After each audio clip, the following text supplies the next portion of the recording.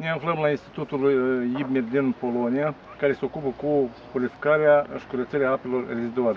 Deci, prietenii la Institutul din Polonia înseamnă au demonstrat o sistemă de purificare a apelor reziduale, care constă din 3 etape, care noi la momentul o vedem în față. Această sistemă de purificare este tare binevenit pentru Republica Moldova, din cauza că la momentul așa sisteme nu există pe teritoriul Republicii și ele sunt binevenite cum la locatari cu o singură, 2, 3, 4, 5 persoane, așa la locatarea mai multor case de locuit. Deci sistema dată constă din 3 etape de curățare a apelor reziduale.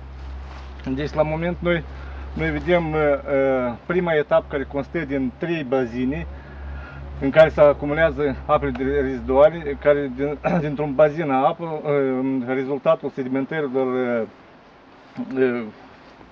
sedimentelor grele, așa, de la fund, trec într-un bazin în altul.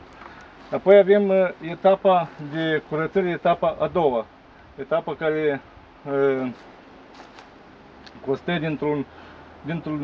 dintr-o construcție în care este pus cheramzit. Prin acest cheramzit se pompează apele reziduale și se merge curățarea. A treia etapă constă din curățarea bacteriologică, în rezultatul căreia apa se scurge din bazin prin 3 căi la 3 suprafețe care purifică bacteriologic apa.